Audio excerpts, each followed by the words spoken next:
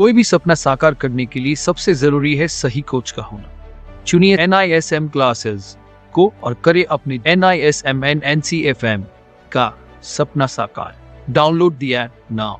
Hello everyone, welcome back to the class.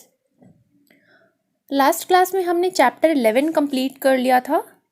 आज की class में हम म्यूचुअल फंड डिस्ट्रीब्यूटर का लास्ट चैप्टर नंबर 12 समझेंगे। चैप्टर 12 का नाम है म्यूचुअल फंड स्कीम सिलेक्शन। इस चैप्टर के अंदर हम कवर करेंगे इस scheme selection based on investors need, preference and risk profile, risk level in mutual fund scheme selection based on investment strategies of mutual funds, fund performance, fund portfolio, fund age, fund size, portfolio turnover and scheme expenses, selection of mutual fund scheme offered by different AMCs or within the scheme category, selecting options in mutual fund scheme, और last में हम इस chapter में समझेंगे कि do's and don'ts while selecting mutual fund schemes. तो चलिए start करते हैं। फर्स्ट है scheme selection based on investors need, preferences and risk profile.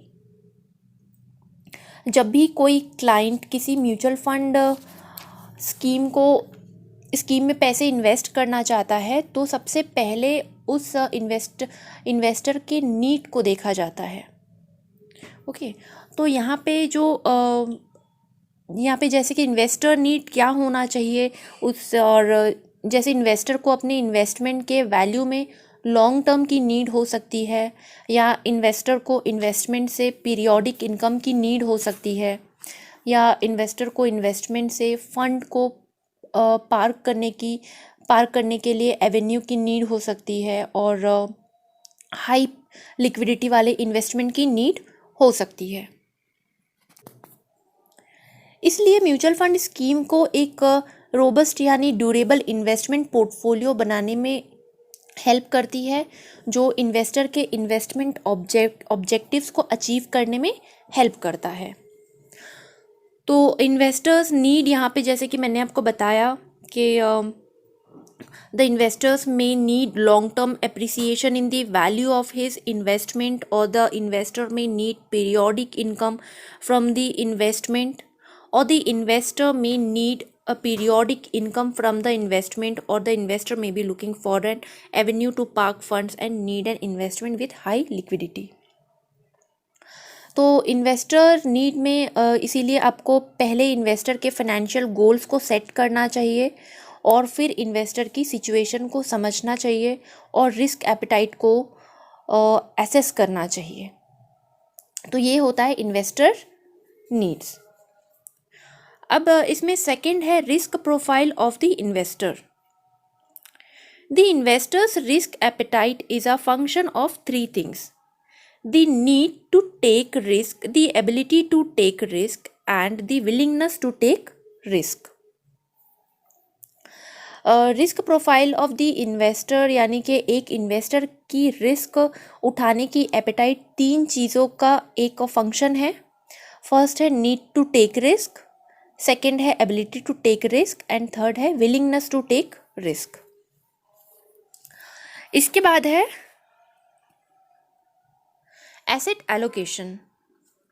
The investor's need from the investment will determine the asset class that is most suitable for the investor.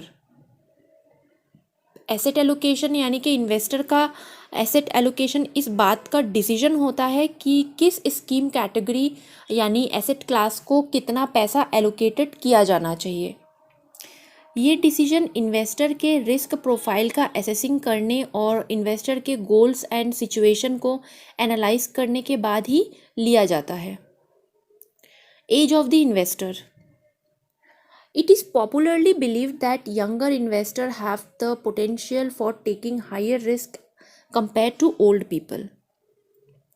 तो यहाँ पे as of the investor क्या है, यानी कि investor की risk profile को evaluate करने के लिए कई लोग जिन कॉमन फैक्टर्स का यूज़ करते हैं उनमें से एक एज ऑफ द इन्वेस्टर भी है, यानी कि इन्वेस्टर का एज पे डिपेंड करता है। क्योंकि ऐसे माना जाता है यंगर इन्वेस्टर में ओल्ड पीपल के कंपेयर में हाई रिस्क लेने की क्षमता ज़्यादा होती है। सेम एज ग्रुप के इन्वेस्टर के डिफरेंट गोल्स भी हो सकते हैं और उनकी फाइनेंशियल सिचुएशन भी डिफरेंट हो सकती है। साथ ही कई फाइनेंशियल गोल्स उनकी पूरी फैमिली से रिलेटेड हो सकते हैं, ना केवल एक इंडिविजुअल से। इन सच केस सिर्फ एज के बेसिस पर इन्वेस्टर को कैटेगराइज नहीं किया जा सकता है। अब इसमें नेक्स्ट है, फिफ्थ है investment time horizon. Age against the investors age, one may consider the time horizon to the respective financial goals for which one is investing. An investor may need liquidity in the portfolio for various reasons, even when the investment are meant for long period of time. यानी इस investment time horizon को देखना ज़रूरी होता है, क्योंकि goals के लिए होराइजन जितना लॉन्गर होगा, रिस्क लेने की एबिलिटी भी उतनी ही हायर होगी। जबकि नियर फ्यूचर में गोल होने पर रिस्क को अवॉइड किया जा सकता है। एक इन्वेस्टर को वेरियस रीज़न से पोर्टफोलियो में लिक्विडिटी की नीड हो सकती है, भले ही investment long period of time के लिए हो।